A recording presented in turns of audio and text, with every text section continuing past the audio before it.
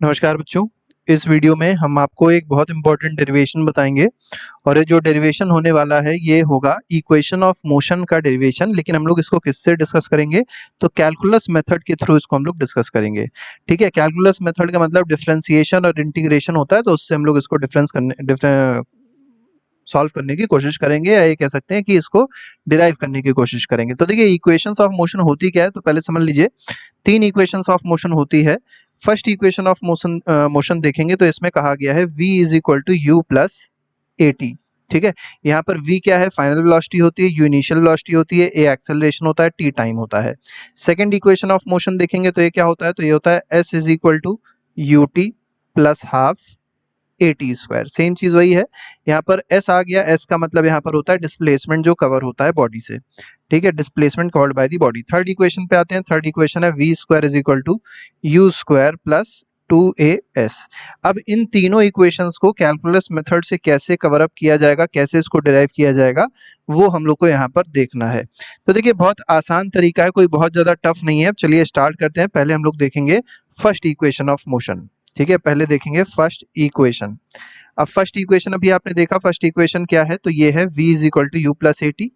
कैसे डिराइव किया जाएगा इसको? तो हम लोग एक्सेलरेशन का फॉर्मूला जानते हैं। एक्सेलरेशन का फॉर्मूला होता है dv अपॉन dt। ठीक है, यहाँ पर dv अपॉन dt का मतलब ये हुआ कि differentiation of velocity with respect to time.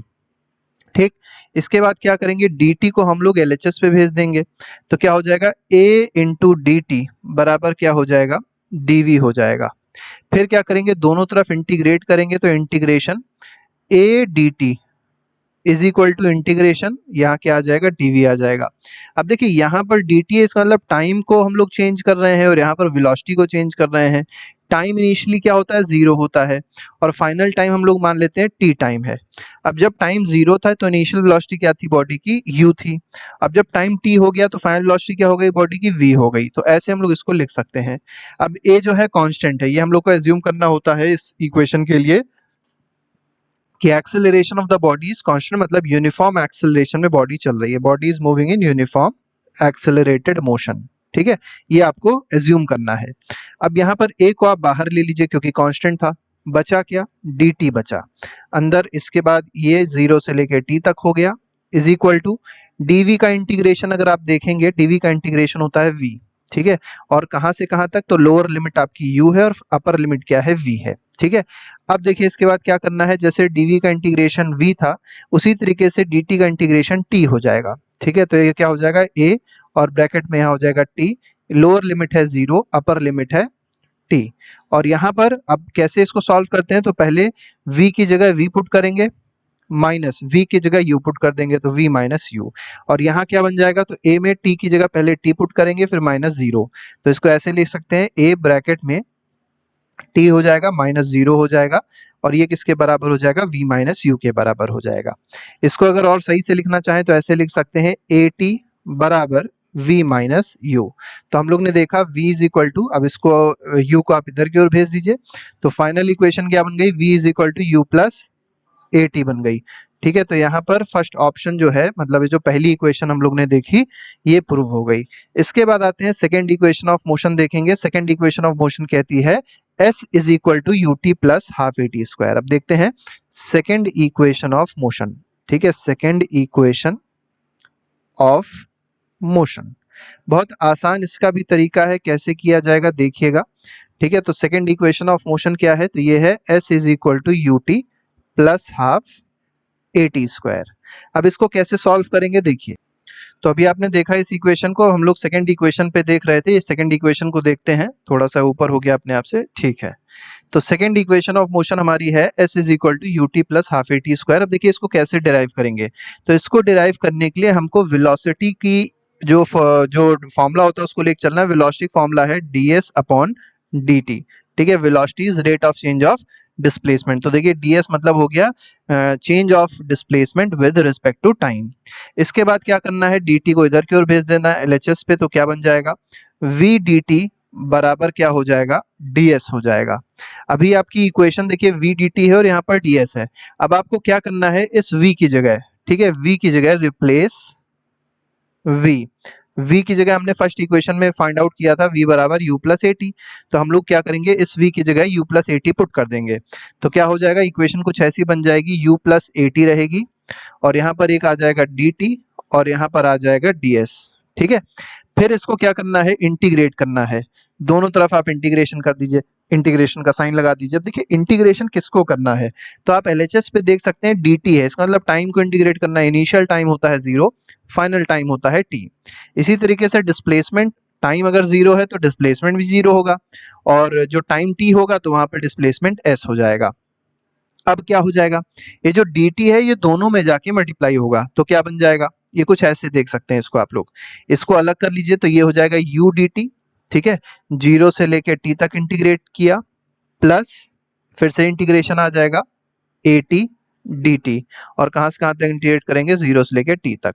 और RHS में आप देखेंगे तो RHS में क्या आ जाएगा, अब RHS को सॉल्व कर सकते हैं, ds का इंटीग्रेशन अभी हमने बताया था, कोई भी आपका d में हो, जैसे ds है, dv है, dt है, तो उसका इंटीग्रेशन वही टर्म में आता है, तो यहाँ पर s उसका इंटीग्रेशन आएगा। कहां से कहां तक, 0 से लेके s तक इसको इंटीग्रेट हम लोग ने कर दिया। इसके बाद देखिए यहाँ पर u कांस्टेंट है, इनिशियल वेलोसिटी कांस्टेंट है, इसको ऐसे निकाल लीजिए और ये हो जाएगा 0 से लेके t तक, और इंटीग्रेशन किसका हो जाएगा, dt का। प्लस आपको दिखाया था अभी कि a कांस्टेंट था, एक्सेलरेशन कांस्टेंट लेके चल रहे थे, बाहर ले लिया, 0 से t तक इंटीग्रेशन हुआ और क्या है, t dt है, बराबर क्या हो गया, s। अब s इसको क्या लिख सकते हैं, एक बार s की वैल्यू s लिखेंगे फिर 0 लिखेंगे, तो s माइनस 0। तो RHS पे आप देख रहे हैं, RHS पे आपका s आ गया। ठीक है, अब इसके बाद हम राइट साइड में करेंगे, क्योंकि देखिए पन्ना नीचे लेके आएंगे तो ये होगा कि आपको थोड़ा सा देखने में दिक्कत होगी। चलिए यहाँ कर देते हैं, तो इसके बाद अब यहाँ करते हैं, तो देखिए कैसे करेंगे। अब ये जो dt है, dt की जगह हम क्या लिख देंगे, तो u ब्रैकेट में हो जाएगा t, इंटीग्रेट किया, dt का इंटीग्रेशन t होता है, और कहां से कहां तक गए, 0 से लेके t तक गए। अब यहाँ पर आपको देखना है, यहाँ पर t dt है।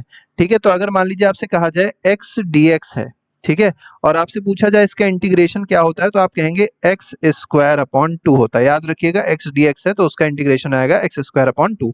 फॉर्मूला होता है, फॉर्मूला क्या होता है, x की पावर n का जब भी आप इंटीग्रेशन करते हैं तो क्या आता है, x की पावर n प्लस 1, ठीक है, होल अपॉन n प्लस 1। तो इस वजह से x dx का फॉर्मूला हो जाएगा एक्स स्क्वायर अपॉन 2।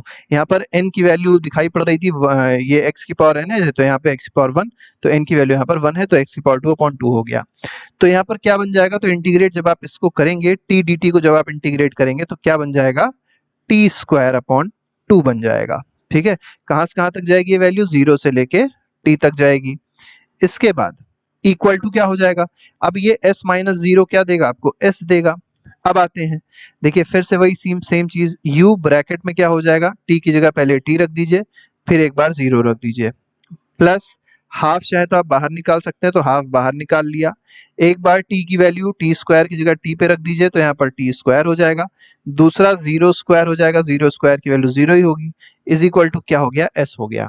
अब आप देख सकते हैं मल्टीप्लाई करेंगे तो क्या बन जाएगा, ut रहा, प्लस हाफ a, देखिए यहाँ से गायब हो गया, कहीं गलती से a छूट गया है, यहाँ पर a था ना, हम लोग यहाँ पर a लगाना भूल गए थे, तो a यहाँ पर भी लगा देते हैं, तो a, ठीक है, तो हाफ a t स्क्वायर बराबर क्या हो जाएगा, s।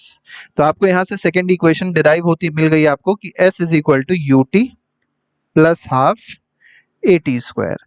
देखिए थर्ड इक्वेशन जो है वो सबसे ज्यादा टफ मानी आती है, सबसे थोड़ा सा दिमाग ज्यादा उसमें लगाना पड़ता है, तो उसको बहुत ध्यान से देखिएगा। सेकंड इक्वेशन और फर्स्ट इक्वेशन हो गई, ठीक है। इसके बाद थर्ड इक्वेशन पे आते हैं, तो देखिए आते हैं थर्ड इक्वेशन ऑफ मोशन, देखते हैं थर्ड इक्वेशन ऑफ मोशन देखिए क्या कहा गया है। तो थर्ड इक्वेशन ऑफ मोशन कहता है v स्क्वायर बराबर यू स्क्वायर प्लस 2as। अब इसको कैसे इंटीग्रेट, इसको कैसे हम लोग डिराइव करेंगे, तो बहुत आसान तरीका है। सबसे पहली चीज तो याद रखिएगा, पहली इक्वेशन आपने देखी थी और दूसरी और तीसरी इक्वेशन, पहली और तीसरी इक्वेशन सेम तरीके से डिराइव होती है, मतलब a is equal to d v upon d t से डिराइव होती है, ठीक है। और आपने सेकंड इक्वेशन देखी थी तो v is equal to d u by d s से डिराइव हो रही थी। अब यहाँ पर भी वही सेम काम करना होगा, लेकिन थोड़ा सा यहाँ पर आपको दिमाग लगाना है। पहले क्या करना है, a is equal to d by d t कर देंगे। अब a is equal to d by d t का मतलब क्या हुआ कि acceleration is rate of change of velocity. इसके बाद आपको क्या करना है, ऊपर और नीचे दोनों तरफ ds से मल्टीप्लाई कर देना है। ये ds क्या है, तो ds मतलब है चेंज इन डिस्प्लेसमेंट। ऐसा क्यों किया, तो इस इक्वेशन को लाने के लिए किया, कोई लॉजिक है इसीलिए ऐसा किया गया है। हम लोग इस इक्वेशन को लाना चाह रहे हैं इसलिए ऐसा किया गया है, क्योंकि इस इक्वेशन में अगर आप ऐसे ही सॉल्व करते चलाएंगे तो आपको s नहीं दिख रहा है। तो s पहले हम लोग ने क्या किया, ऊपर और नीचे मल्टीप्लाई कर दिया। अब आप देखिए ये जो ds और ये जो dt है, ठीक है, इसको ऐसे लिख सकते हैं, a is equal to dv upon ds एक तरफ लिख दिया, और एक तरफ क्या लिख दिया, ये ds और ये dt को लिख दिया, ds अपॉन dt हो गया। ठीक, इसके बाद देखिए क्या लिख देंगे, dv by ds as it is उतार दीजिए, तो dv बाई ds तो एज इट इज हम लोग ने उतार दिया, मल्टीप्लाई किया किससे, अब ds अपॉन dt क्या होता है, तो आपको पता है v होता है, सिंपल सी चीज। ठीक है, तो आप देख सकते हैं यहाँ पर एक dv मिल गया और यहाँ पर एक v मिल गया। अब आप क्या करिए, इस ds को उधर की ओर भेज दीजिए, तो क्या बन जाएगा, a ds बराबर क्या हो जाएगा, v dv। ठीक है, अब यहाँ पर आपकी इक्वेशन सॉल्व हो चुकी है, आधे से ज्यादा काम आपका कंप्लीट हो गया है। क्या करना है, दोनों तरफ इंटीग्रेशन का साइन लगाना है। अब v है तो v मतलब वेलोसिटी है, उसको इनिशियल वेलोसिटी u होती है, फाइनल वेलोसिटी v होती है। यहाँ पर ds को इंटीग्रेट करना है तो इनिशियल डिस्प्लेसमेंट 0 होता है, फाइनल डिस्प्लेसमेंट s होता है। इसके बाद हम लोग राइट साइड में करने की कोशिश करते हैं। ठीक है, अब देखिए a कांस्टेंट है, बाहर निकाल लेंगे, तो a कांस्टेंट था, बाहर निकाल दिया, क्या बन जाएगा, ये बन जाएगा ds। ठीक है, और कहां से कहां तक इंटीग्रेट हुआ, 0 से लेके s तक इज इक्वल टू, अब आप v को बाहर ना निकाल दीजिएगा क्योंकि डिफरेंशिएट जो इंटीग्रेशन हो रहा है वो dv के रिस्पेक्ट में हो रहा है, तो v कांस्टेंट नहीं है, v वेरिएबल है। ठीक है, तो x dx की तरह भी हमने बताया था, जैसे अभी t dt आपने देखा था तो t स्क्वायर बाई 2 हो गया था इंटीग्रेशन, इसी तरीके से v dv का इंटीग्रेशन क्या हो जाएगा, v स्क्वायर अपॉन 2 हो जाएगा। इंटीग्रेट कर दिया आपने इस तरीके से, और इसको u से लेके v तक आपने इंटीग्रेट किया है। अब आप देखिए ds का इंटीग्रेशन आपको पता है क्या होगा, ds का इंटीग्रेशन हो जाएगा s। ठीक है, कहां से कहां तक, 0 से लेके s तक। ठीक है, इसी तरीके से 1/2 पहले आप बाहर ले लीजिए, 1/2 कॉमन मतलब कांस्टेंट है, ये क्या हो जाएगा। इसके बाद अब आप v, अब देखिए इस वैल्यू को अब आपको पुट करना है, तो v जो है उसकी वैल्यू पहले क्या पुट करेंगे, v स्क्वायर। ठीक है, मतलब ये कैपिटल V पहले v पुट किया, फिर अब u पुट करेंगे तो v स्क्वायर हो गया, माइनस यहाँ क्या हो जाएगा, u स्क्वायर हो जाएगा।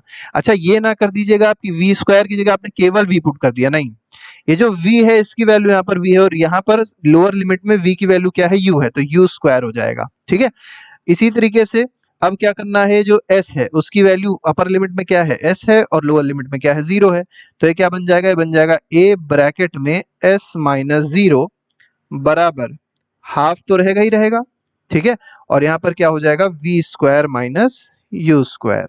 ठीक है, अब ये हो गया as, और इधर क्या आ गया, हाफ ब्रैकेट में v square minus u square. अब क्या करना है, 2 को उधर की ओर भेज देना है, तो जब ये हो जाएगा 2as बराबर v square minus u square हो गया। अब तो इक्वेशन सॉल्व भी हो चुकी है। अब u स्क्वायर को आप LHS पे भेज दीजिए, तो आपके पास इक्वेशन क्या बन जाएगी, v स्क्वायर बराबर u स्क्वायर प्लस 2as। तो इस तरीके से हम लोग तीनों इक्वेशन ऑफ मोशन को आसानी से सॉल्व कर सकते हैं। तो ये हमारे पास एक बहुत इंपॉर्टेंट डेरिवेशन था जो हम लोग ने डिस्कस किया। इसके अलावा बहुत सारे डेरिवेशंस हैं क्लास 11th फिजिक्स में जो आपको प्लेलिस्ट में दे दिए गए हैं, आप लोग देख सकते हैं और अपना रिवीजन अच्छे से कर सकते हैं। तो अभी के लिए फिलहाल इतना ही। Thank you very much, good bye, जय हिंद।